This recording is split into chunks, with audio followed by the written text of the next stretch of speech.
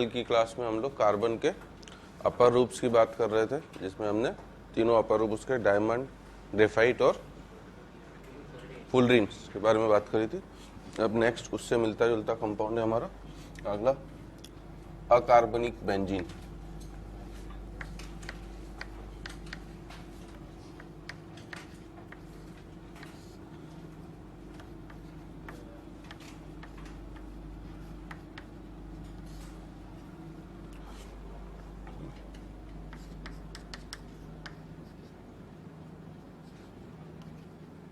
Inorganic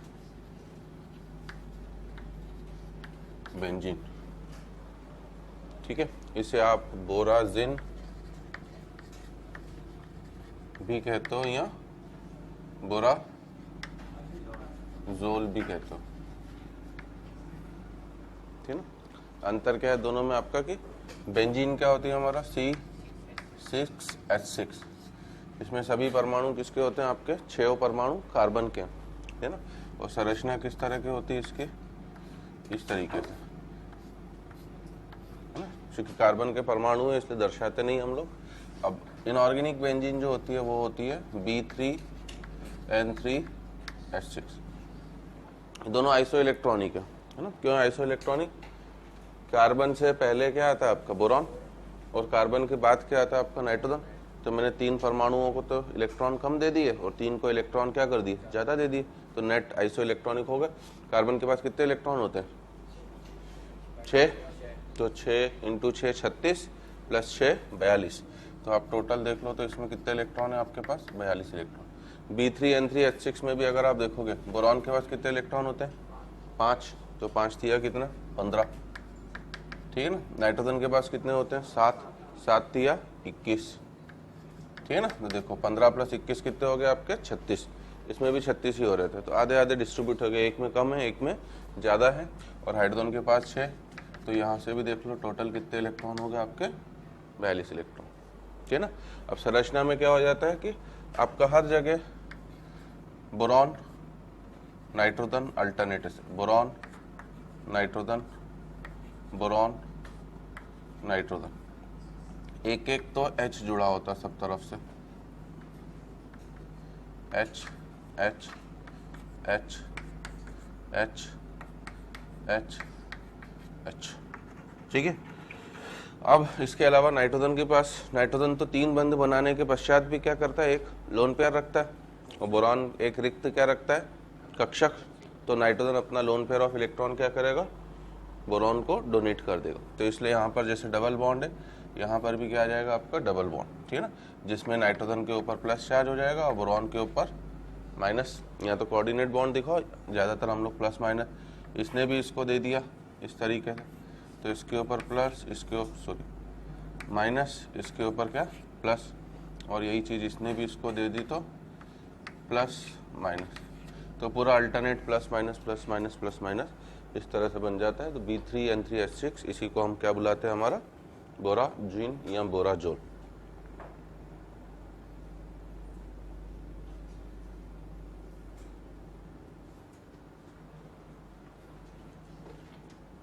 ठीक है। अब हमारा नेक्स्ट लिख लो बेटा कि ऑर्गेनिक बेंजीन तथा इनऑर्गेनिक बेंजीन में मुख्य अंतर बताइए।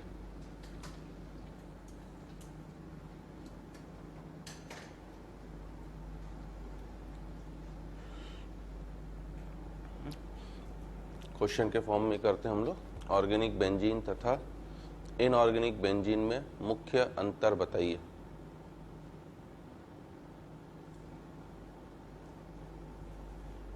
ठीक है, तो क्या क्या अंतर बोलोगे? पहला अंतर तो लिख लो हमारा, है ना, लिखना ऑर्गेनिक बेंजीन, OB लिख लो शॉर्टकट में, OB और IB, ताकि बार बार इतना बड़ा में लिखना ना पड़े। ये हमारा क्या हो गया IB,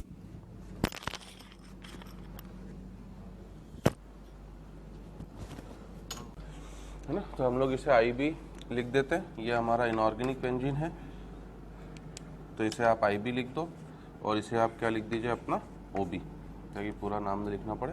तो पहला मुख्य अंतर लिखिएगा हमारा कि, है ना, OB अध्रुवीय प्रकृति का होता है, जबकि IB ध्रुवीय प्रकृति का होता है।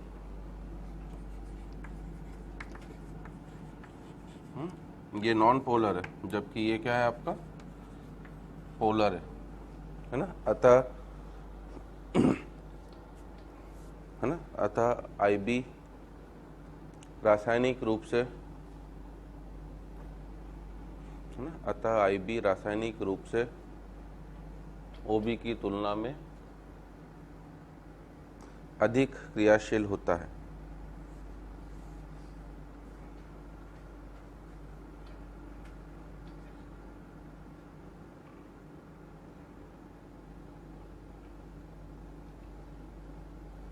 ठीक है, तो ये सबसे पहला अंतर तो ये जो सबसे ज़्यादा पूछा जाता है कि ये ध्रुवीय है या अध्रुवीय, ये अध्रुवीय है वो ध्रुवीय है, और ध्रुवीय होने की वजह से ये रासायनिक रूप से ज़्यादा क्रियाशील है।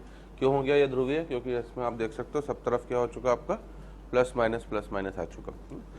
दूसरा अंतर है ना, सेकेंड पॉइंट लिखना हमारा कि OB ऑर्गेनिक बेंजीन जो होता है ना, केवल 3 द्विप्रतिस्थापी है ना, OB केवल 3 द्विप्रतिस्थापी यौगिक बनाता है, जबकि IB 4 द्विप्रतिस्थापी यौगिक बनाता है, जबकि IB 4 द्विप्रतिस्थापी यौगिक बनाता है ना। क्या मीनिंग है इसका? अगर आप बेंजीन के द्विप्रतिस्थापी यौगिक बनाने जाओगे है ना, मान लीजिए मैं क्लोरीनेशन ही करा रहा हूँ, तो मुझे पता है कि है डबल वाले बनाने, तो बेंजीन के 3 देता है। एक देता है क्या आपका ऑर्थो द्विप्रतिस्थापी बोल रहा हूँ, एक देता है क्या आपको मेटा, ठीक है, और तीसरा देता है क्या आपका पैरा। परंतु ये चीज़ अगर आप IB के साथ करोगे तो है ना, तो ये आपका OB है जिसने आपको 3 द्विप्रतिस्थापी यौगिक दिए। अब अगर आप इस चीज़ को IB के साथ कराओगे तो IB आपको कितने द्विप्रतिस्थापी यौगिक देगा? 4, है ना। कहाँ अंतर आएगा? ऑर्थो में तो कोई अंतर नहीं है, क्योंकि ऑर्थो में देखो है ना नंबरिंग, अब आप अगर आपको पता हो ऑर्गेनिक केमिस्ट्री का नोमेनक्लेचर कि जब रिंग में आपका हिट्रो एटम आ जाता है विषम परमाणु, तो नंबरिंग हमेशा वहीं से चालू होती। अब आप नंबरिंग बोरॉन को भी दे सकते हो और नाइट्रोजन को भी। अगर आपने बोरॉन को नंबर 1 दिया तो दूसरा परमाणु हमेशा किसके ऊपर आएगा? नाइट्रोजन। अगर आपने नाइट्रोजन को नंबर 1 दिया तो दूसरा परमाणु किसके ऊपर आएगा? बोरॉन। तो ऑर्थो प्रोडक्ट तो सेम ही है, एक नाइट्रोजन के ऊपर रहेगा और एक बोरॉन के ऊपर। परंतु मेटा के लिए देखो, अगर आपने बोरॉन को नंबर 1 दिया तो अगला मेटा मतलब 3rd पोजीशन पर, तो अगला वापस किसके ऊपर आएगा? बोरॉन के ऊपर। और अगर आपने नाइट्रोजन को नंबर 1 दिया तो अगला वाला किसके ऊपर आएगा? नाइट्रोजन। मतलब इसके मेटा प्रोडक्ट कितने हो गए? 2 हो गए। पैरा में वापस एक ही बनेगा। अगर आपने बोरॉन को नंबर 1 दिया तो अगला नाइट्रोजन होगा, और अगर आपने नाइट्रोजन को नंबर 1 दिया तो अगला बोरॉन ही होगा। तो ऑर्थो तो इसका भी एक है, पैरा भी एक है, परंतु मेटा प्रोडक्ट किसके कितने बन जाते हैं? 2। कारण आया समझ में सभी को, है ना। तो इस वजह से अगर हम लोग इसकी बात करें, ठीक है ना, तो आप इस तरीके से आप शॉर्टकट में बनाने के लिए इसे भी इसी तरीके से बना दो, बस BN BN BN लिख दो कि जब इसकी बात करी जाती है, इसका हम लोग क्लोरीनेशन कराएंगे तो ये मुझे 4 प्रोडक्ट देता है, पहला, दूसरा, तीसरा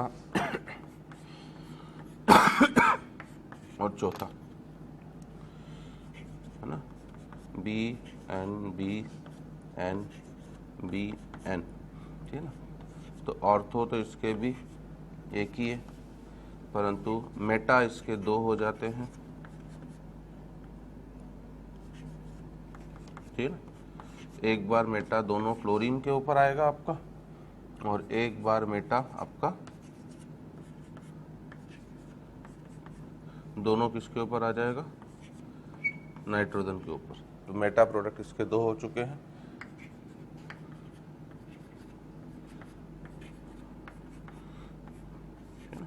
पैरा में फिर से आपको कोई फ़र्क नहीं, तो इसलिए इसने आपको टोटल 4 प्रोडक्ट दिए, है ना। और अंतर कहाँ पे आया है ये भी आपको ध्यान रखना है। तो this is second point of difference. वो ध्रुवीय, ये ध्रुवीय, अध्रुवीय, वो ध्रुवीय, ये कम क्रियाशील, वो अधिक क्रियाशील, ये मेटा 3 प्रोडक्ट देता है, वो मेटा आपको 4 प्रोडक्ट देता है।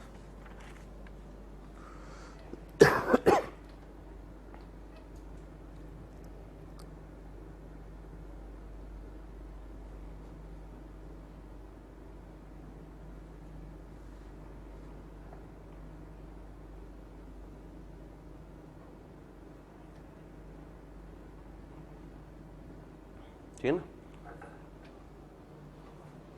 और तीसरा जो अंतर होता हमारा वो ये है कि अगर मैं C6H6 के ऊपर HCl को जोड़ता हूँ, ठीक है ना, तो क्या अभिक्रिया होगी आपकी?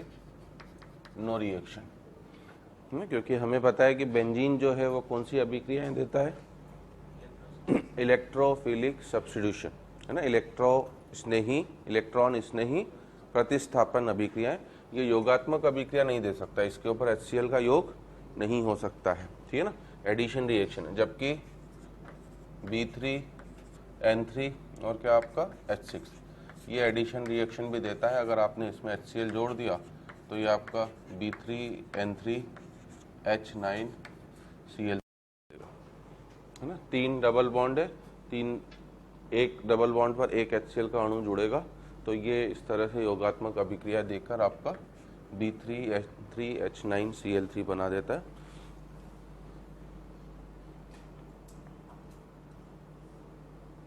तो ये हमारे 3 महत्वपूर्ण अंतर हैं जो आपको इसके रिगार्डिंग ध्यान रखने हैं, ऑर्गेनिक बेंजीन तथा इनऑर्गेनिक बेंजीन के सापेक्ष।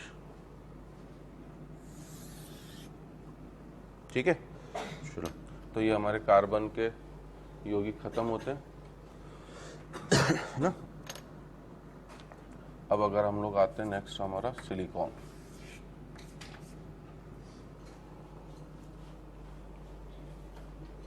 है ना, सिलिकॉन में सबसे पहले तो क्वेश्चन के रूप में पूछ सकता है, क्वेश्चन लिखेंगे CO2 गैस है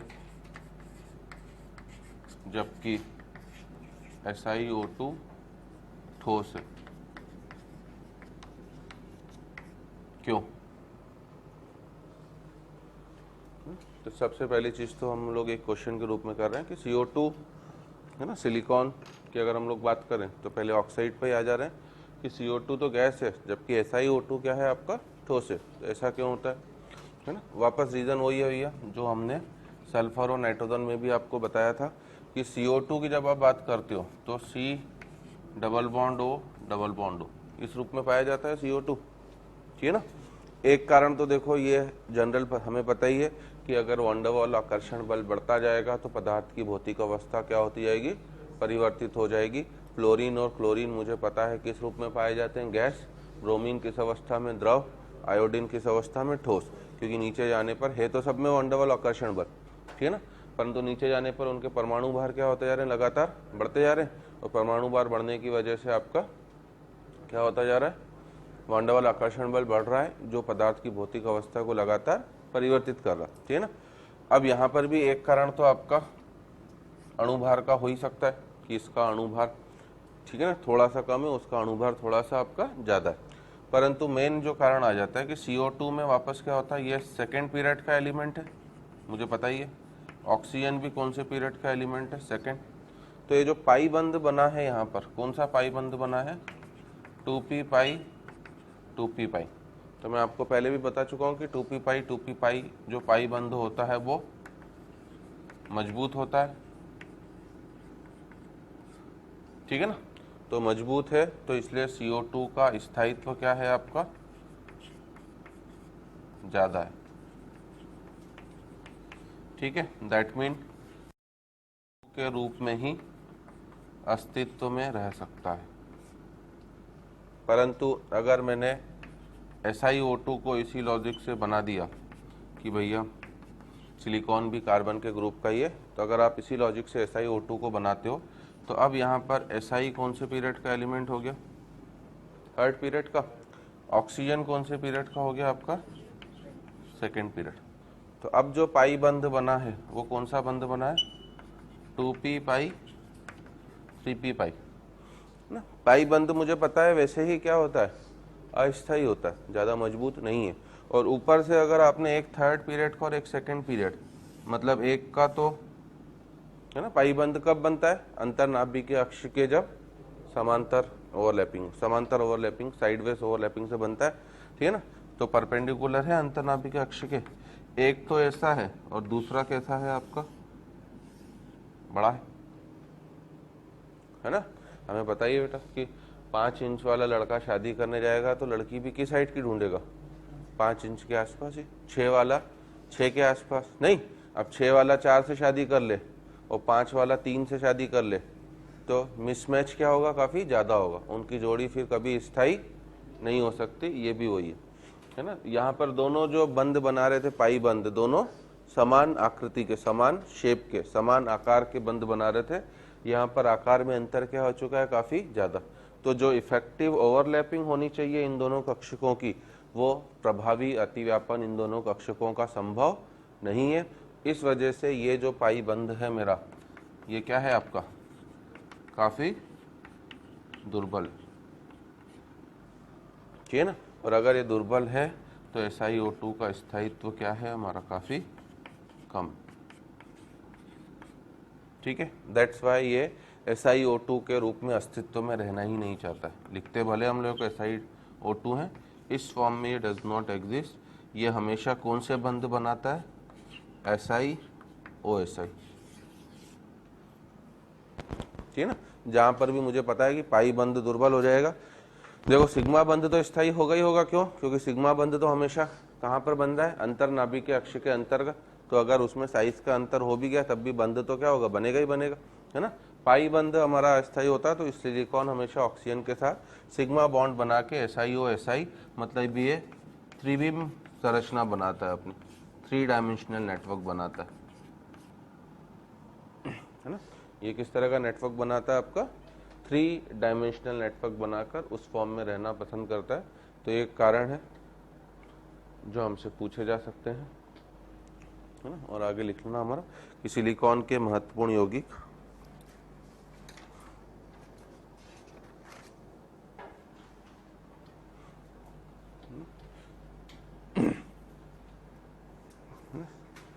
सिलिकॉन के महत्वपूर्ण यौगिक सिलिकेट्स होते हैं।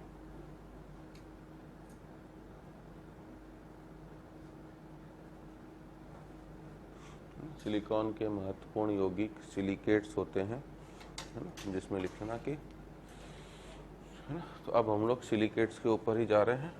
नेक्स्ट हमारा टॉपिक सिलिकेट्स, है ना। और जो काफ़ी ज़्यादा महत्वपूर्ण, मोस्ट इम्पॉर्टेंट, काफ़ी ज़्यादा पूछे जाते हैं। तो सिलिकेट्स में बारे में लिख लेना, है ना, कि सिलिकेट्स में सिलिकॉन, सिलिकेट्स में सिलिकॉन sp3 संकरित अवस्था में होता है।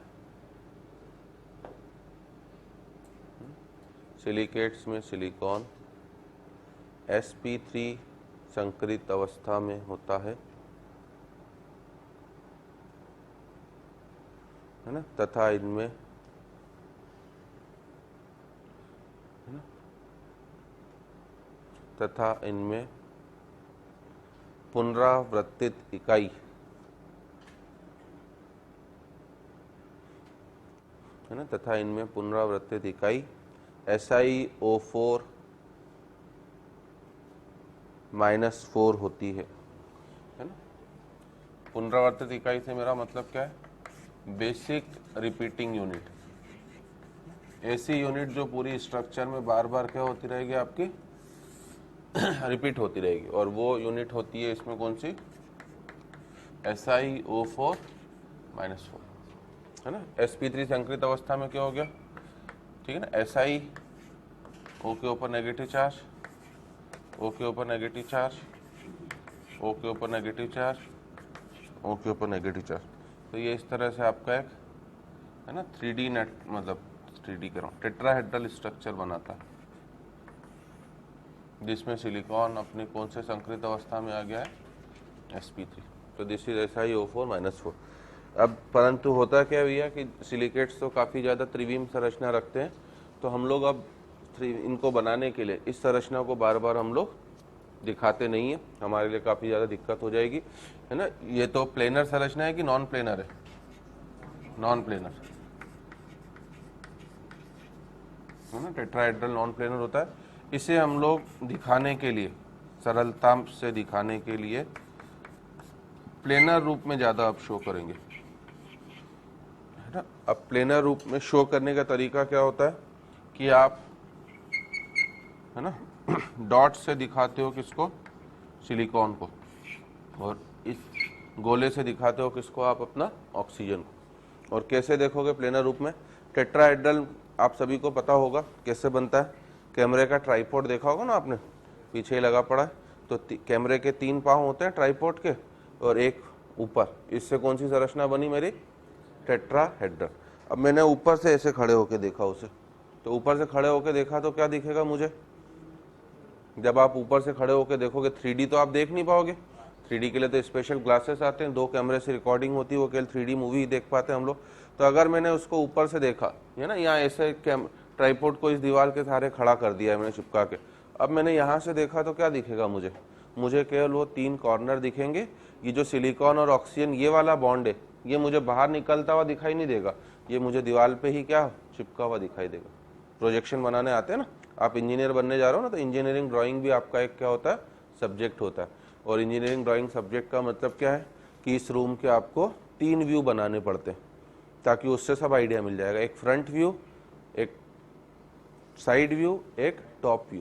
कभी नक्शे देखे होंगे ना आपने, नक्शे में ये 3 व्यू बने होते हैं ना। फ्रंट व्यू का मतलब आप सामने से देखोगे, तो जब आप बाहर खड़े होकर सामने से देखोगे तो आपको किस किस की पोजीशन पता पड़ जाएगी कि बोर्ड कहाँ पर है, सरस्वती माँ की मूर्ति कहाँ पर है, दरवाज़ा कहाँ पर है, ये दिख जाएगा। जब आप साइड से देखोगे तो आपको किसकी पोजीशन पता पड़ जाएगी?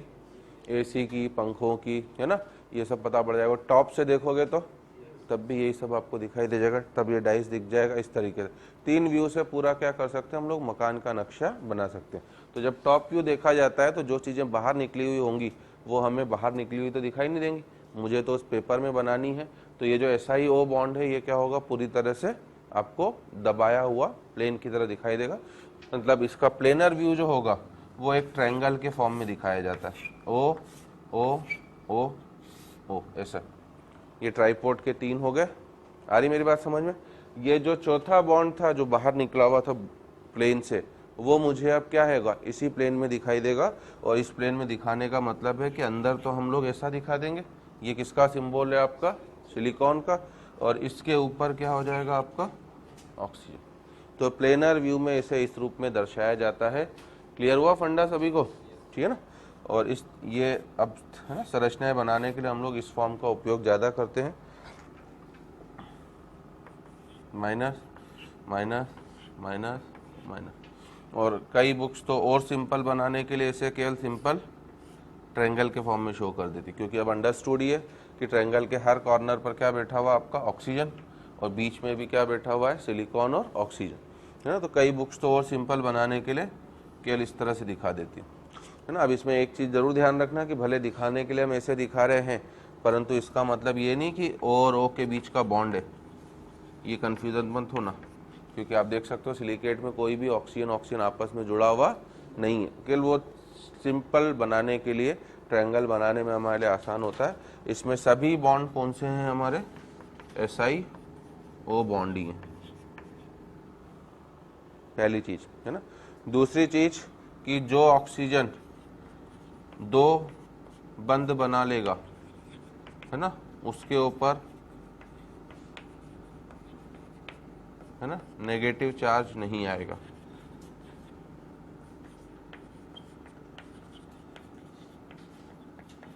ये ध्यान रखना, है ना। नेगेटिव चार्ज केवल उस ऑक्सीजन के ऊपर आएगा जो केवल एक बंद बनाएगा।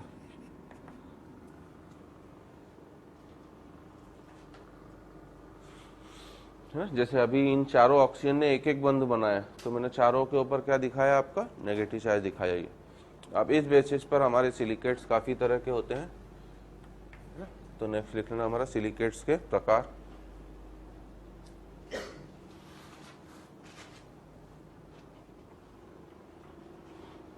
अगली चीज हमारा सिलिकेट्स के प्रकार, और उसमें सबसे पहला सिलिकेट होता है हमारा ऑर्थो सिलिकेट।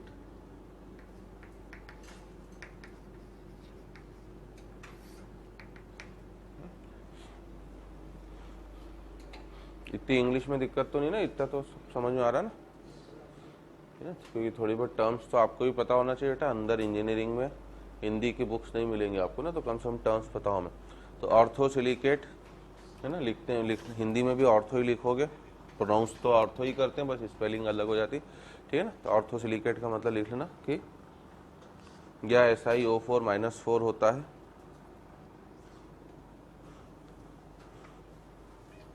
ना, यह SiO4- इकाई रखता है, होता है कि जगह ऐसा लिखना, यह SiO4- इकाई रखता है,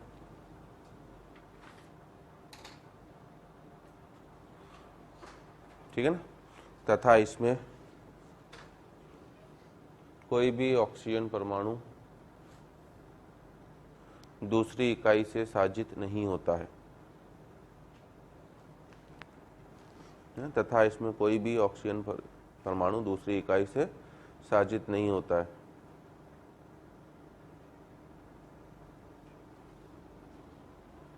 ठीक है, तो इसके अंदर जो इकाई होती है, यूनिट, वो केवल SiO4- होती है।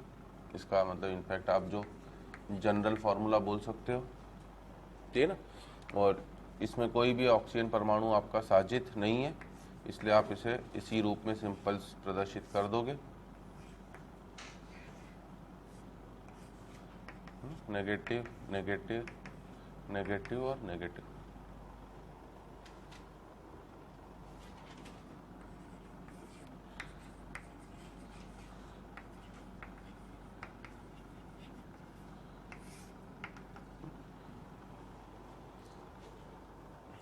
दूसरा होता है हमारा पायरोसिलिकेट। सेकेंड वन इज और पायरोसिलिकेट, जिसमें लिखना कि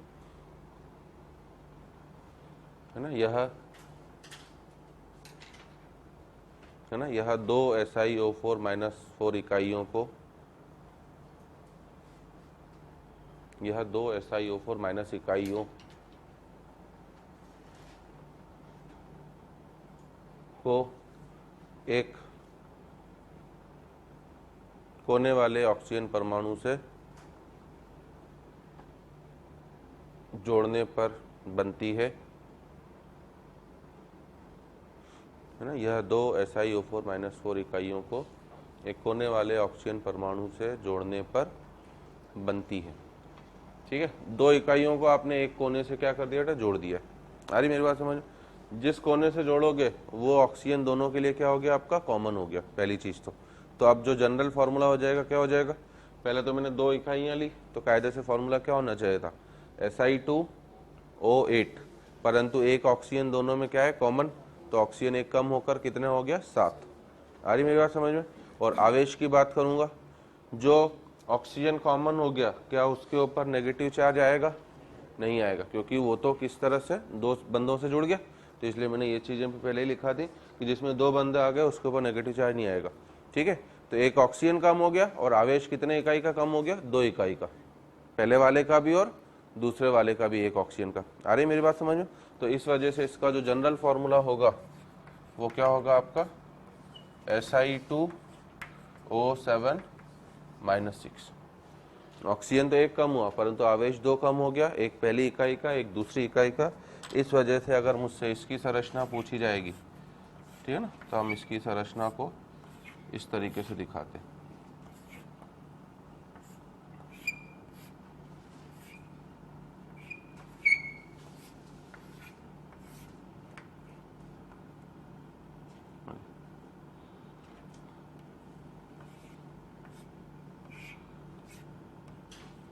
ठीक है, बीच में डॉट वॉट सही लगाना ऐसे। तो अब ये वाला जो ऑक्सीजन है ये दोनों इकाइयों से जुड़ा हुआ है, इसलिए इसके ऊपर नेगेटिव चार्ज नहीं आएगा। तो आप देख सकते हो कि अब नेगेटिव चार्ज स्केल कितने ऑक्सीजन के ऊपर आएगा, 6 के ऊपर। तो दैट्स वाई इसका फॉर्मूला हो गया हमारा Si2O7-6।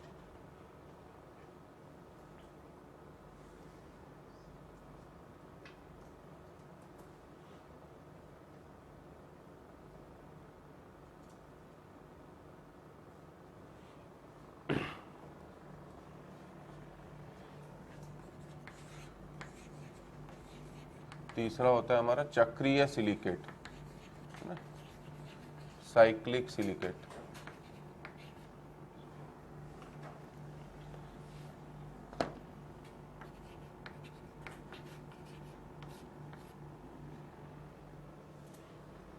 Third one is our चक्रीय सिलिकेट। इसमें लिखना बेटा कि चक्रीय सिलिकेट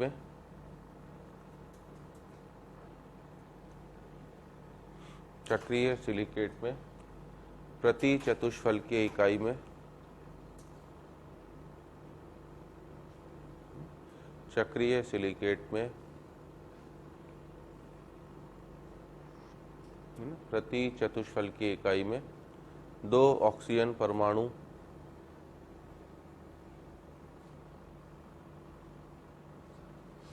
है ना एक चक्रीय वलय बनाते हुए साजित होते हैं।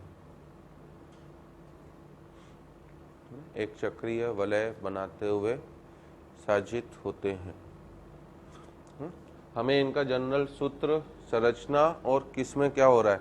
ऑर्थोसिलिकेट में एक भी ऑक्सीजन साजित नहीं था, पायरोसिलिकेट में एक इकाई में 1 ऑक्सीजन साजित हो रहा था। अब चक्रीय सिलिकेट में क्या होगा, एक इकाई में 2 ऑक्सीजन क्या हो जाएंगे आपके साजित, और इस प्रकार से साजित होंगे कि वो एक चक्रीय किसका निर्माण करेंगे, आपका वलय का। ठीक है ना। तो इनका जो जनरल फॉर्मूला होता है वो है आपका SiO3n-2n,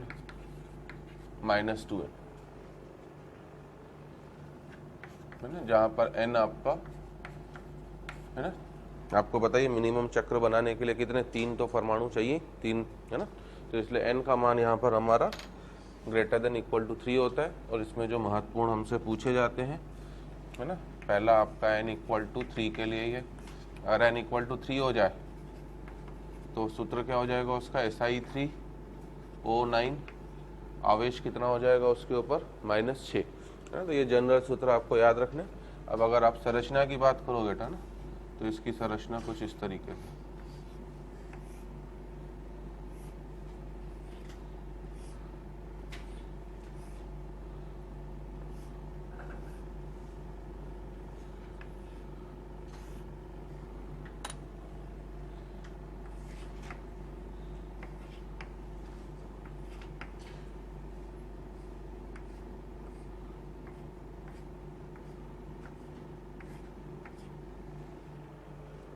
एक चक्र का निर्माण करा है आपका, है ना।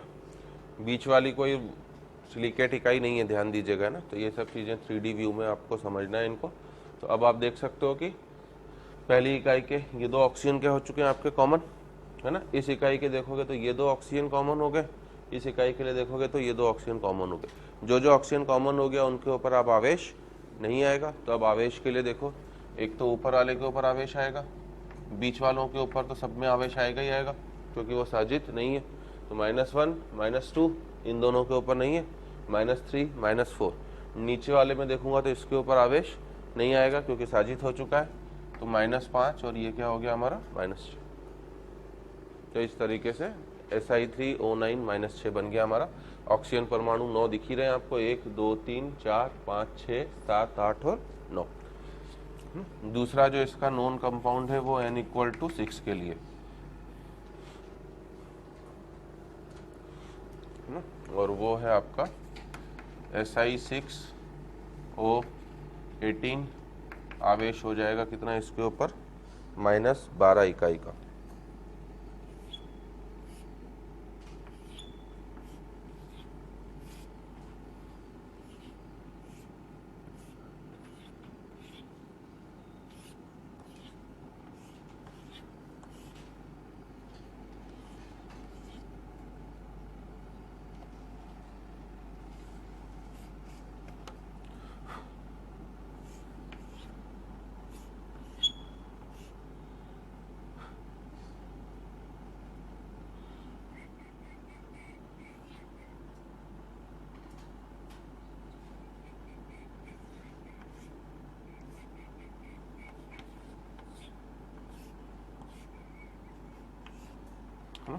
तो सेकंड इस तरह से सितारे टाइप्स बनता है आपका, है ना। पहली, दूसरी, तीसरी, चौथी, 5वीं और 6ठी इकाई, है ना। इकाइयों को पहले लिख दूं मैं 1 2 3 4 5 और 6, बीच में हेक्सागोन टाइप्स का दिखेगा, है ना। अब सब जगह आपका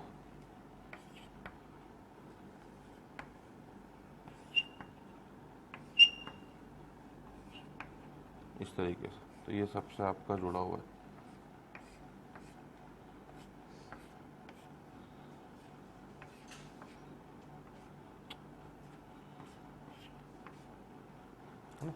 ऋणावेश की बात करूंगा, -12 कैसे हो रहा है, इसके ऊपर आएगा -1 -2 -3 -4, बीच वाले साजिद हो गए, -5 -6, इनके ऊपर फिर नहीं आएगा, -7 -8 -9, है ना, इसके ऊपर नहीं आएगा, इसके ऊपर नहीं आएगा, -10 -11 और लास्ट वाले के ऊपर -12।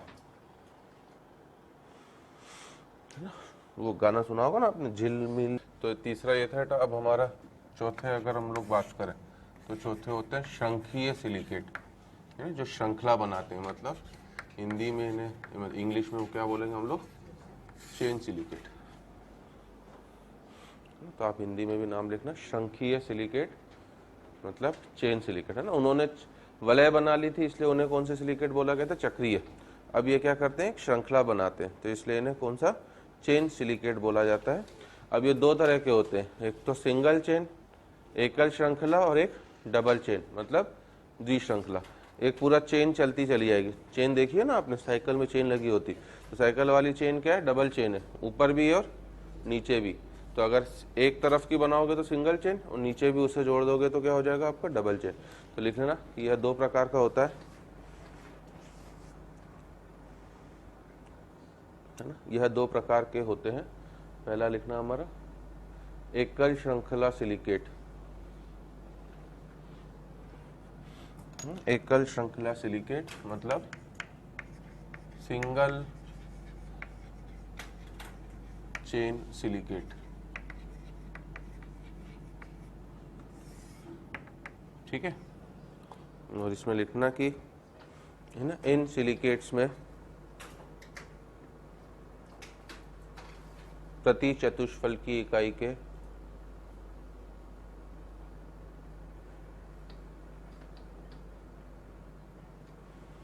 है ना, इन सिलिकेट्स में प्रति चतुष्फल की इकाई के 2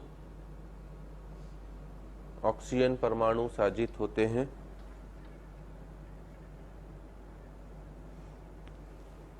प्रति चतुष्फल की इकाई के 2 ऑक्सीजन परमाणु साजित होते हैं तथा वह एक लंबी श्रृंखला बनाते हैं,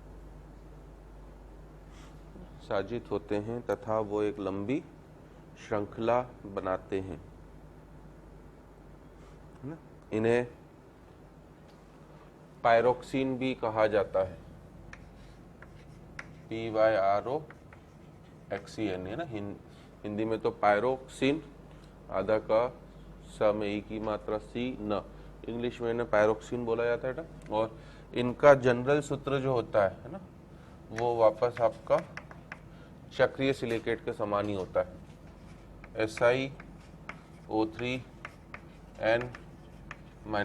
हमारे लिए अति महत्वपूर्ण तो ये है, इस सूत्र सबके आपको याद रखना है, ठीक है ना। तो मैंने आपको पहले भी आइडिया दिया है कि हम लोग ब्लॉक की काफ़ी कुछ जानकारी यहीं पर लेते हुए चलेंगे ना, अभिक्रियाएं भी मैं बीच बीच में बताते चलूँगा आपको। तो इनका जनरल सूत्र SiO3N-2N होता है, और ये इस प्रकार एक आपकी बस लंबी श्रृंखला बनाते हुए चलते हैं।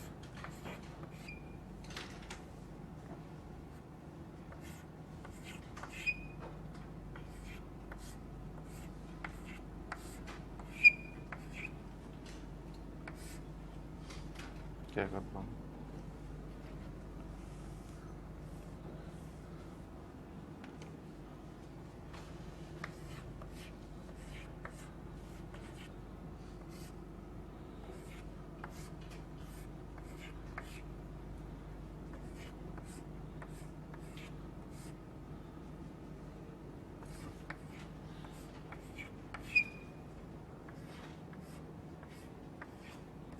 है ना। अब ये आगे बस बढ़ती चली जाएगी ऐसे, तो ये सिंगल चेन की तरह आपके आगे पीछे बढ़ती चली जाएगी।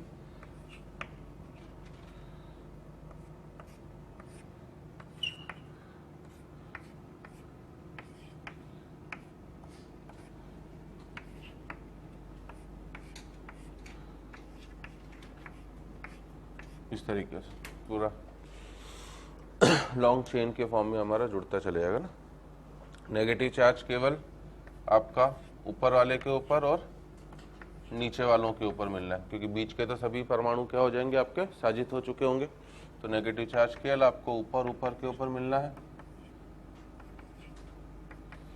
ठीक है ना। इस वजह से आप सूत्र को समझ भी सकते हो कि n-2n है, जितनी इकाई होंगी उसका डबल आवेश, क्योंकि आप देख सकते हो कि एक इकाई के ऊपर केवल 2 ऑक्सीजन पर ही आवेश बच रहा है, बाकी 2 ऑक्सीजन का आवेश क्या हो गया, खत्म, क्योंकि वो 2 इकाइयों से साजित हो चुका है। ये सिंगल चेन है, एक ही चेन चल रही है। डबल चेन में क्या होगा, एक चेन और नीचे से आके जुड़ जाएगी, यही कि यही सेम चेन एक नीचे से जोड़ दो तो आपके वो कहलाएंगे कौन से सिलिकेट्स, हमारे डबल चेन सिलिकेट। तो सेकेंड टाइप है हमारा इसका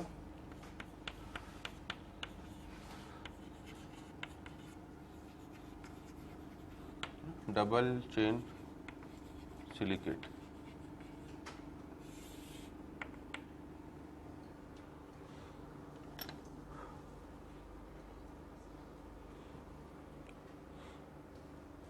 ठीक है, इसमें लिखना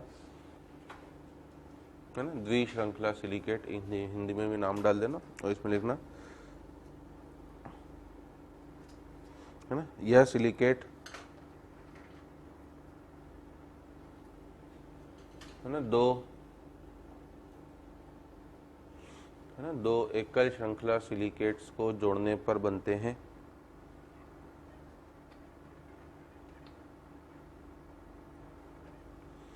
है ना, यह सिलिकेट 2 एकल श्रृंखला सिलिकेट्स को जोड़ने पर बनते हैं।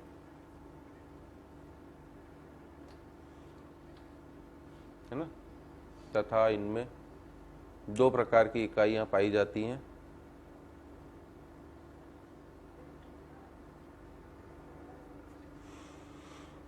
तथा इनमें 2 प्रकार की इकाइयां पाई जाती हैं। है ना, पहले नंबर पे लिखना 2 ऑक्सीजन परमाणु साजित वाली इकाइयां,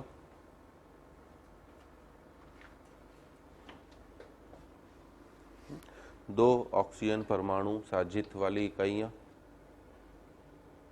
है ना, और दूसरा है आपका 3 ऑक्सीजन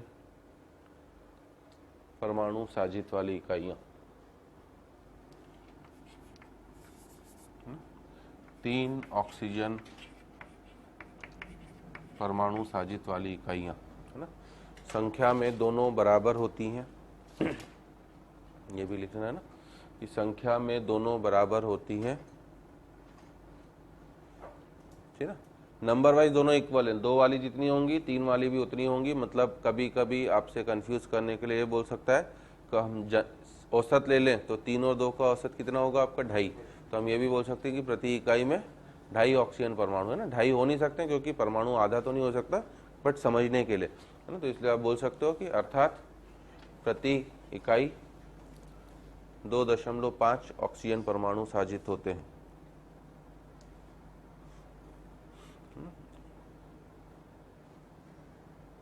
अर्थात प्रति इकाई 2.5 ऑक्सीजन परमाणु साजित होते हैं, ये समझने के लिए होता है ना। तथा इन्हें एम्फीबोल भी कहा जाता है, AMPHIBOL, है ना, हिंदी में तो एम्फीबोल BOL, इंग्लिश में ये नाम भी डाल देना।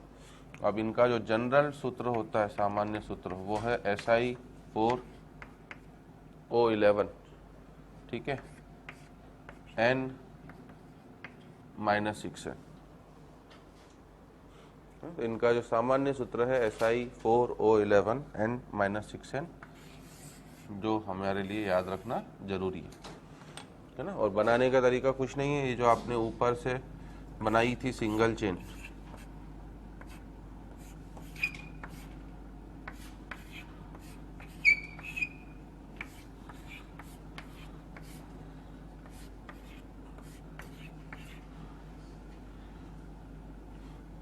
ठीक है ना,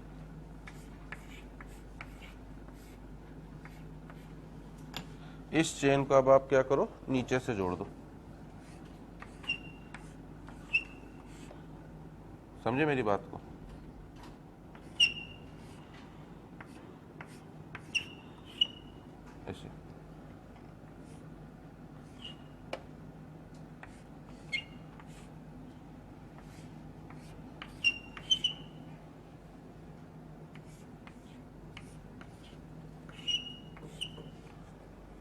तो ये चेन जो ऊपर वाली थी, ऐसी एक सेम चेन नीचे से लो और दोनों को क्या कर दो, आपस में जोड़ दो, है ना। अब आप इसमें देख सकते हो कि ये वाली जो ऊपर वाली सभी इकाइयां हैं, ये सब कितने ऑक्सीजन परमाणु साजित वाली हैं, 2 वाली, सही है ना। तो इनमें केवल 2 ही होंगे, क्योंकि इनके जो बीच वाला ऑक्सीजन है, ये जो बीच में ऑक्सीजन रखा हुआ है मेरा, है ना तो एक वो शेयरित है, ना ऊपर वाला साजित है। अरे मेरी बात समझ में, इनके केवल कितने साजित हो रहे हैं, 2। और अगर इस वाली यूनिट में जाओगे इन दोनों में, तो इन दोनों में कितने ऑक्सीजन शेयर्ड है, 3। कौन कौन से, 1, 2 और 3। फिर नीचे आओगे तो इस इकाई में वापस 2 ऑक्सीजन साजित है आपके, दिख रहा है, नंबर वाइज दोनों बराबर हैं। देखो इधर से ये 2 तो ये 2, फिर ये 2 आएंगी तो फिर ये 2 आएंगी, फिर ये 2 आएंगी तो फिर वो 2 आएंगी, 2 दूनी 4, 2 तिया 6 चलेगा हमारा। तो सब कुछ क्या रहेगा आपका, बराबर बराबर संख्या में, इसलिए हम लोग एवरेज 2.5 भी ले सकते हैं, है ना। अब ये झिलमिल सितारों का आंगन और बढ़िया लगेगा जब इसमें आप भर दोगे, तो इससे भरता चले जाएगा ये हमारा।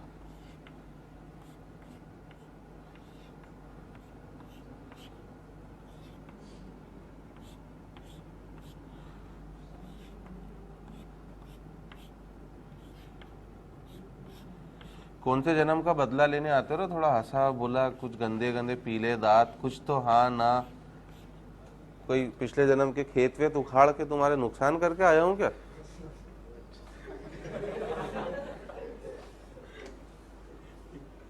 ठीक है ना। ऋणावेश की बात करी जाएगी तो केवल इस तरह से इन दोनों के ऊपर, इसमें इन दोनों के ऊपर, इसमें इन दोनों के ऊपर, बीच में कहीं नहीं आएगा। इन इकाइयों में केवल बीच वालों के ऊपर आएगा, क्योंकि बाकी सबका ऋणावेश क्या हो चुका, आपका खत्म हो चुका है, ठीक है ना।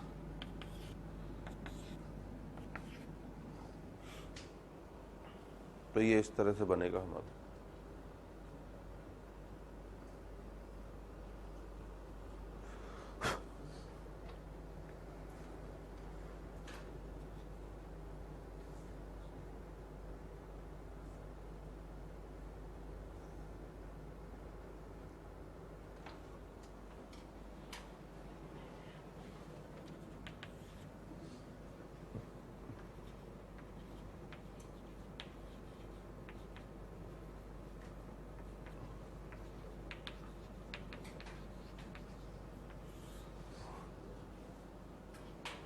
ठीक है, अगला है हमारा 2D शीट सिलिकेट, 5वां टाइप आपका ना। Ortho silicate, pyro silicate, cyclic silicate, chain silicate, 5वां है अब हमारा 2D शीट सिलिकेट। ऑक्सीजन परमाणु देखोगे तो लगातार क्या होते जा रहे हैं हमारे, बढ़ते जा रहे हैं, है ना। पहले में 1, फिर अगले 0, 1, 2, है ना, 2.5। अब इसमें 3 ऑक्सीजन परमाणु साजित होंगे, तो लिख लेना इसमें, है ना। प्रति चतुष्फल की इकाई के 3 ऑक्सीजन परमाणु साजित होते हैं।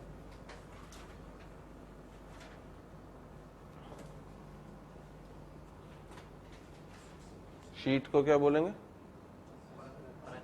लेयर को भी परत, शीट को भी परत, लेयर भी तो परत ही होगी, शीट भी यहाँ परत ही होगा ना, 2D परत सिलिकेट, है ना। तो इसमें लिखना, इसमें प्रति चतुष्फल की इकाई में 3 ऑक्सीजन परमाणु,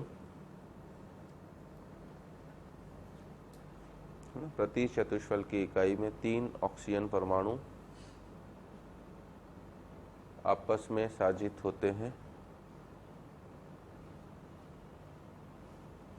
है ना। क्या मीनिंग है 2D परत का, मीनिंग समझ में आ रहा है। ये जो संरचना है बेटा, अब इसको ऊपर भी फैला दो और नीचे भी फैला दो, तो एक पूरी क्या बन जाएगी आपकी, कॉपी में परत टाइप की नजर आएगी। आ रही मेरी बात समझ में। तो ये 2D है, और लास्ट बचेगा कौन सा, 3D, जिसमें क्या करोगे, उसको ऊपर भी फैलाओगे। और ऊपर फैलाने का मतलब क्या, उसमें चारों ऑक्सीजन परमाणु आपस में साजित हो जाएंगे। तो इसमें हर इकाई में 3, इसमें क्या हो रहा था, ऊपर वाली में 2, बीच वाली में 3। तो अब अगर मैं इसको ऊपर भी बढ़ा दूं तो क्या होगा, इसका भी तीसरा ऑक्सीजन परमाणु क्या हो गया आपका, साजित हो गया। आ रही मेरी बात समझ में। तो हर इकाई के 3 ऑक्सीजन परमाणु साजित हो गए, वो 2D है। और 3D में क्या होगा, ये जो बीच वाला ऑक्सीजन बचा हुआ है, इसको ऊपर से भी क्या करवाओ, साजित कराओ। तो चारों ऑक्सीजन परमाणु क्या हो गए, साजित हो गए, और तब संरचना कौन सी बने, हमारा 3D। तो इसलिए उसे बोला जाएगा क्या, हमारा 3D शीट सिलिकेट।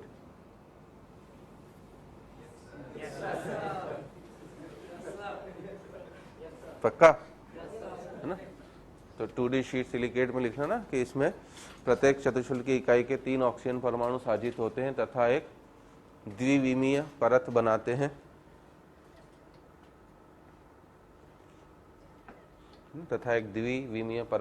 हैं ना? और इनका जनरल फॉर्मूला ध्यान रखना कि Si2O5N-2N होता है। तो इनका जो सामान्य सूत्र है वो है आपका Si2O5N-2N, है ना। अब मैं इसमें ज़्यादा, है ना, ऐसा बनाएंगे ही नहीं ना, इसी में तो टाइम लग रहा। इसमें अब आप सीधे ट्रायंगल फॉर्म में बना दो बेटा, जल्दी बन जाएगा।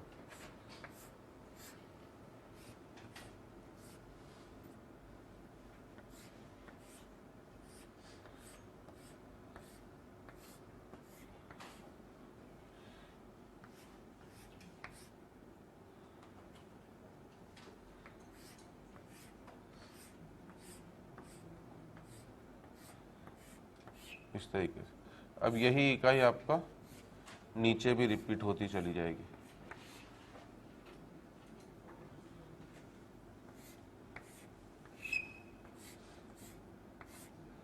ऐसे सितारे सितारे बनते चले जाएंगे, ठीक है। तो अब इसमें सिंप्लिसिटी के लिए हम लोग के लिए ऐसा डायग्राम बना दे रहे हैं, तो आप देख सकते हो, है ना। अगर केल में ये डायग्राम बनाओ, नीचे का भूल जाऊं तो उसे कौन सा बोला जाएगा, सिंगल चेन। इन दोनों को जोड़ दिया तो डबल चेन। और शीट सिलिकेट में यही चीज क्या होगी आपकी, नीचे और रिपीट होती चलेगी, है ना।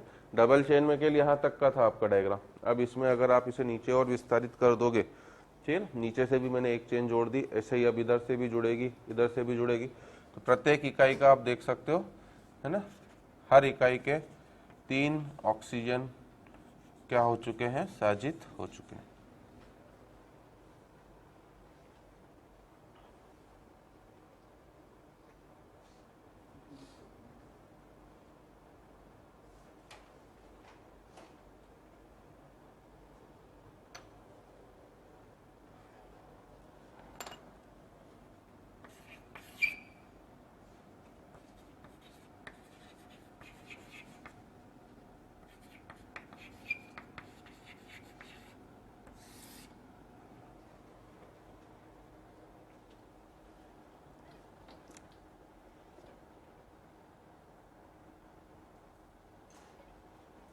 ठीक है।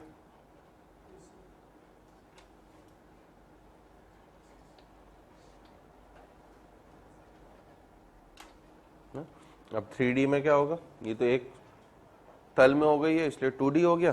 3D में जो बीच वाला ऑक्सीजन बचेगा ऊपर से भी क्या होगी, वो भी आपका साजित हो जाएगा।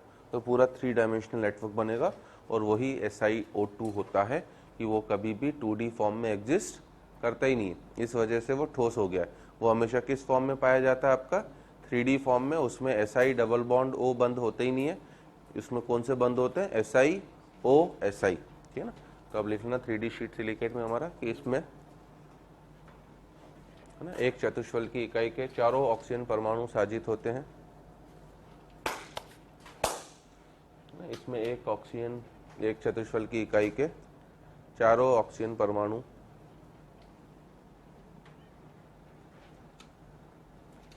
आपस में साजित होते हैं,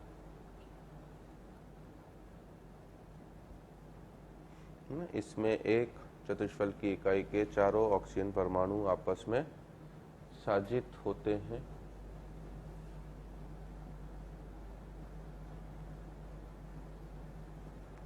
ठीक है। तथा इनका सामान्य सूत्र, हमारे तो मेन इंपॉर्टेंट जनरल फॉर्मूला ही है, इनका सामान्य सूत्र SiO2N-2N होता है ना। अब 3D हमारे लिए दिखाना तो संभव है नहीं, तो हम लोग इसे इस तरीके से दिखाते हैं।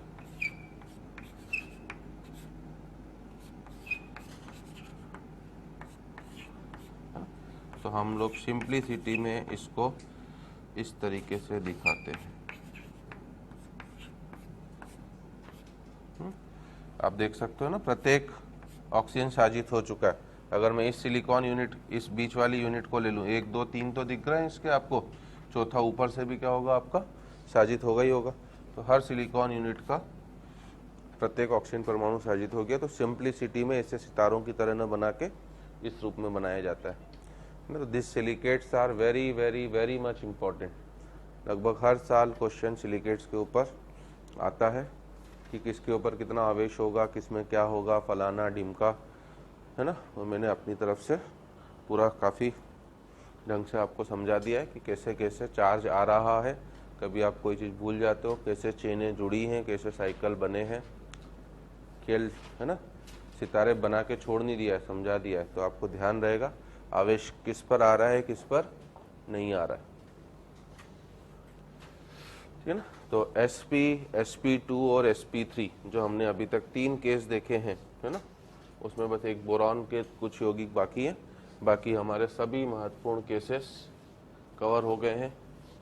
और इनऑर्गेनिक केमिस्ट्री के काफ़ी महत्वपूर्ण यौगिक आपके इसमें अब आ चुके हैं, है ना। कार्बन हो गया है, सिलिकॉन हो गया, नाइट्रोजन हो गया आपका, फॉस्फोरस हो गया, ऑक्सीजन हो गया, सल्फर हो गया, हैलोजन श्रेणी पूरी आपकी कंप्लीट हो गई। बचता है बस हमारा कौन सा, बोरॉन। तो अब बोरॉन के भी कुछ जो 2 महत्वपूर्ण यौगिक है उन्हें देख लें।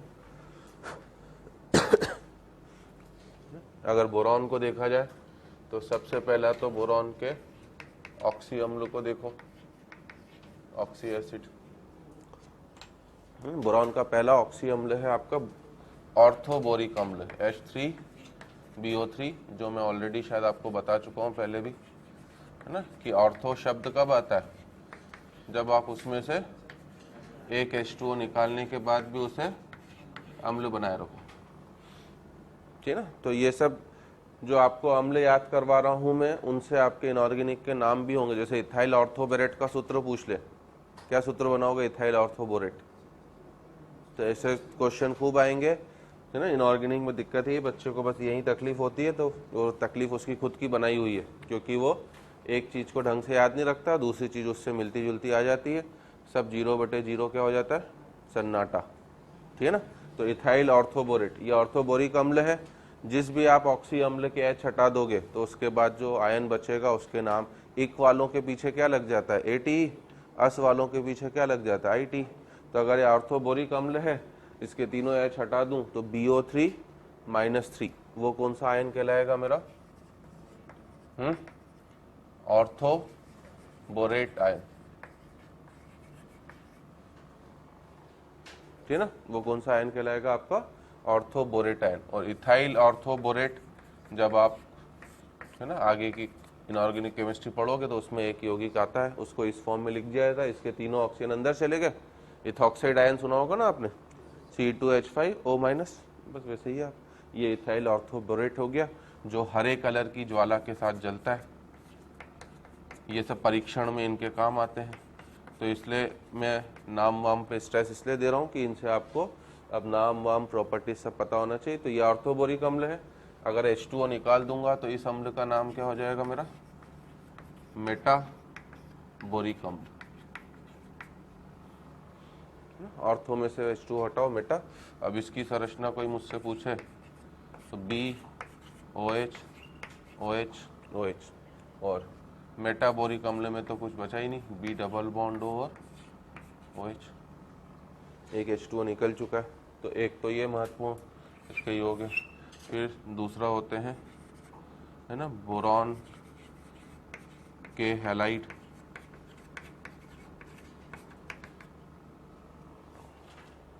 अगले महत्वपूर्ण यौगिक आएंगे बोरॉन के हैलाइड। अब बोरॉन के हैलाइड में BX3 सब आ जाएंगे।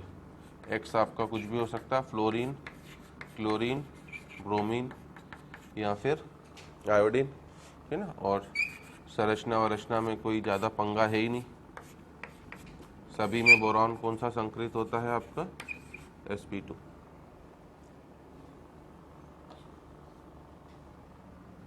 ठीक है। और उनसे क्वेश्चन देखो इस तरह से पूछ सकता है है ना, कि BF3 और F माइनस की अभिक्रिया होगी कि नहीं होगी। नई चीज़ों को इनऑर्गेनिक के टर्म्स में आगे जब बोरॉन फैमिली पढ़ोगे तो BF3 और F माइनस की अभिक्रिया होगी कि नहीं होगी, तो होगी, है ना। क्यों होगी, बोरॉन के पास रिक्त कक्षक उपस्थित है, ठीक है, और फ्लोरीन क्या लेके आ रहा अपना लोन पेयर, तो ये उसमें लेकर किस में परिवर्तित हो जाएगा आपका BF4 माइनस में, जैसे परिवर्तित हो गया, है ना। अब इसको नया क्वेश्चन बनाना है ना, देखो नया क्वेश्चन कैसे बनाएगा कि BF3 जब F माइनस के साथ अभिक्रिया कर रहा है तो केंद्रीय परमाणु के, है ना, केंद्रीय परमाणु के संकरण में प्रतिशत S लक्षण का प्रतिशत परिवर्तन बताओ। आई मेरी बात समझ में, केंद्रीय परमाणु के प्रतिशत S लक्षण में प्रतिशत परिवर्तन बताओ। अब केंद्रीय परमाणु कौन है आपका BF3, शुरुआत में तो उसमें कौन सा संकरण था आपका sp2, और sp2 का मतलब प्रतिशत S लक्षण कितना 33.3। जब ये BF4 माइनस में आ चुका है, अब इसका संकरण कौन सा हो गया है sp3, है ना, क्योंकि अब BKO माइनस, अब ये 4 बॉन्ड बना चुका है आपका इस तरीके से, तो अब प्रतिशत S लक्षण कितना हो गया 25। तो हमसे बोला गया प्रतिशत S लक्षण में प्रतिशत परिवर्तन बताओ, नया क्वेश्चन बन जाएगा। तो परसेंटेज चेंज पूछा गया, अब प्रतिशत परिवर्तन कैसे निकाला जाता है, ऊपर तो परिवर्तन जो लगभग कितने का हो गया 8.3 का, और नीचे वास्तविक मान, परिवर्तन निकालना आता ना, अगर आपकी सैलरी 10,000 से 15,000 हो जाए तो प्रतिशत परिवर्तन कैसे निकालोगे, ऊपर दोनों का अंतर 5,000, नीचे ओरिजिनल मतलब 10,000 इंटू 100। हालांकि सैलरी तो बढ़ेगी तो वो तो सीधे ओरल ही निकाल लेंगे, है ना, क्योंकि वो तो जेब है ना, जेब में आ रहे हैं ना, नोट आ रहे हैं, तो नोट की कैलकुलेशन तो खूब तेज है हमारा। सर 10 से कितने हुई 15, 50%, सही ना, सीधे बता दोगे। परंतु ऐसे सवालों में बोल दो कि 10 से 150 हो गया मान, नहीं आया सर, नहीं आया समझ में सर, आपको समझाने ही नहीं आता सर, आप कैसे समझा रहे हो, ठीक है ना। तो ये इस तरह से हमारा नया क्वेश्चन बना के वो हमसे बोल सकता है, लगभग हम चाहें तो कितना बोल सकते हैं, ठीक है ना, 25% का अंतर, 832 होता ना अप्रॉक्स। तो ऐसे नए क्वेश्चन बना सकता है। अब इसी से नए लिंक करेगा कि अगर BF3 प्लस F माइनस ने अभिक्रिया करके BF4 माइनस बनाया है तो BCl3 plus Cl minus, BCl4 minus, BBr3 plus Br minus, है ना, BBr4 माइनस और Bi3 plus I minus, Bi4 minus, है ना। जैसे हमारी क्या आदत है कि एक अभिक्रिया को देख लिया तो दूसरा हमारा हक बन जाता है कि ये भी होगी। तो अगर इस बेसिस पे पूछ ले कि क्या ये अभिक्रियाएं होंगी, तो ध्यान रखना दिस रिएक्शन, इनके बीच में कोई भी अभिक्रिया नहीं होगी, है ना। और कोई अभिक्रिया नहीं होने से मेरा तात्पर्य क्या है, इसी को दूसरे शब्द में बोला जाए तो ये तीनों कंपाउंड हमारे लिए अस्तित्व नहीं रखते हैं,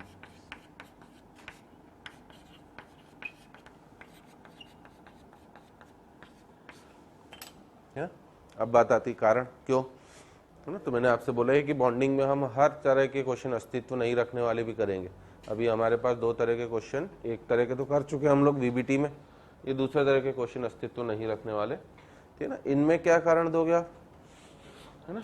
देखिए बोरॉन तो काफी छोटा परमाणु है और क्लोरीन क्या है बड़ा है। जब तक वो BCl3 था तो BCl3 में तो कौन सा संकरण होगा आपका sp2, और बंध कोण कितना दे रहे हो आप 120, दूर थे तो स्थायित्व तो बना हुआ है।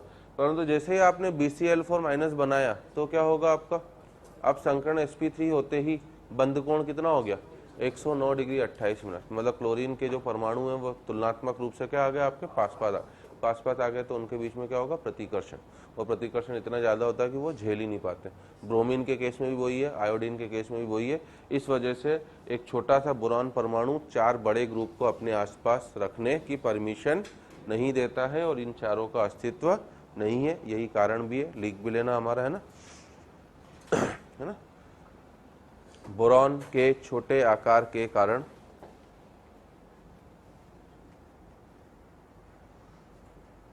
बोरॉन के छोटे आकार के कारण यह है ना, यह क्लोरीन, ब्रोमीन ऑब्लिक आयोडीन है ना, सब ऑब्लिक करके लिखना, यह chlorine oblique bromine oblique iodine के 4 बड़े परमाणुओं को, chlorine oblique bromine oblique iodine के 4 बड़े परमाणुओं को है ना अपने में संयोजित नहीं कर सकता है, अपने में संयोजित नहीं कर सकता है, अर्थात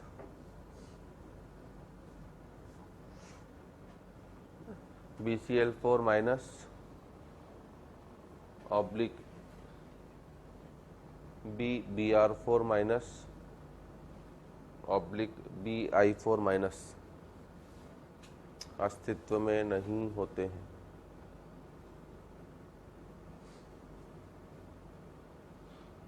BCl4 minus oblique BBr4 minus oblique BI4 minus अस्तित्व में नहीं होते, ठीक है ना।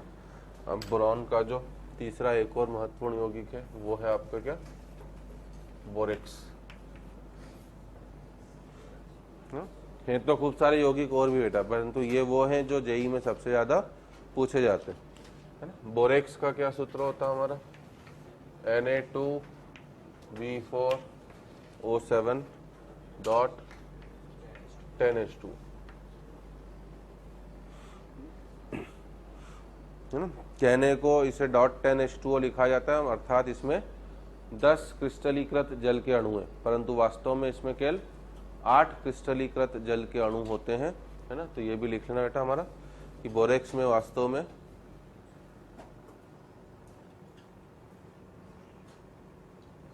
बोरेक्स में वास्तव में 8 अणु क्रिस्टलीकृत जल के रूप में उपस्थित होते हैं, 8 जल के अणु, ऐसा लिख लेना, है ना। बोरेक्स में वास्तव में 8 जल के अणु क्रिस्टलीकृत रूप में उपस्थित होते हैं,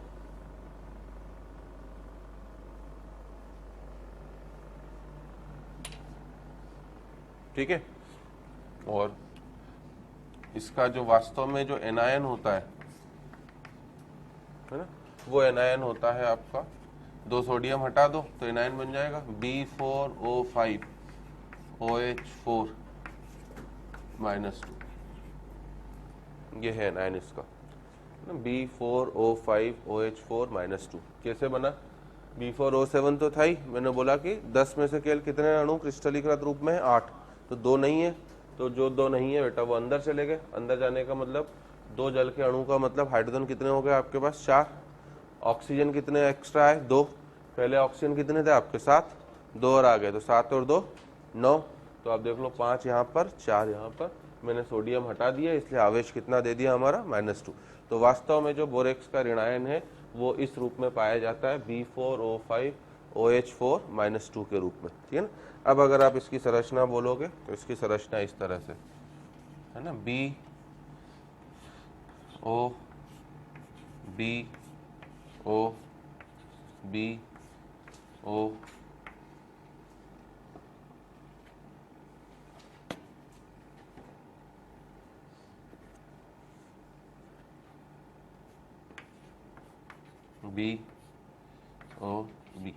है ना। पहले तो 4 इस तरह से बोरॉन और 4 ऑक्सीजन आ गए आपके। अब हर बोरॉन से क्या जुड़ेगा आपका, OH,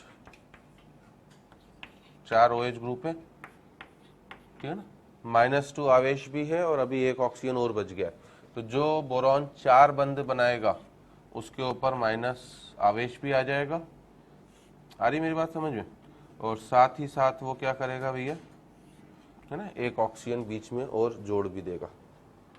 तो अब अगर आप इस लॉजिक से देखते हो तो अगर मैं इस बोरॉन को देखूं, इस पहले वाले को,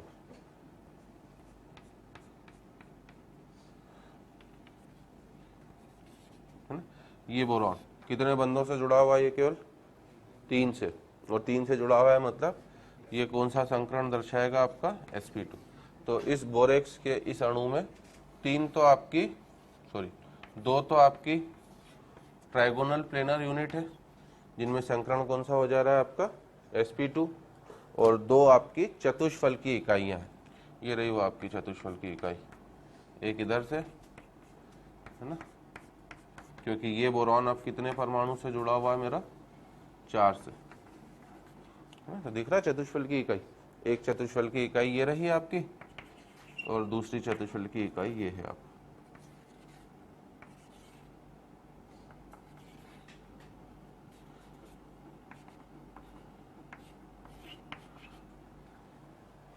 तो 3D पिक्चर इसकी इस तरह से होती है। दो टेट्राहेड्रल इकाइयां हैं इसमें, दो ट्राइगोनल प्लेनर इकाइयां हैं।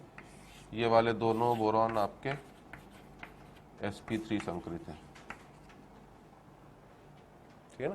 तो हमसे पूछा जाए तो बोरेक्स में दो बोरॉन sp2 संकरित पाए जाएंगे और दो बोरॉन हमारे sp3 संकरित पाए जाएंगे, ठीक है ना। तो ये हमारे sp, sp2 और sp3 के सभी केसेस समाप्त होते हैं, ठीक है ना। इसके बाद अब जो केसेस चालू होंगे वो स्टेरिक संख्या 5, 6 और 7 वाले, है ना। अब हमारे पास 6 ही केस है, स्टेरिक संख्या 2, 3 और 4। तो हमारे इनके केसेस समाप्त हो गए। अब हम लोग स्टेरिक संख्या 4, 5, 6 और 7 के केसेस को नेक्स्ट क्लास में डिस्कस करेंगे।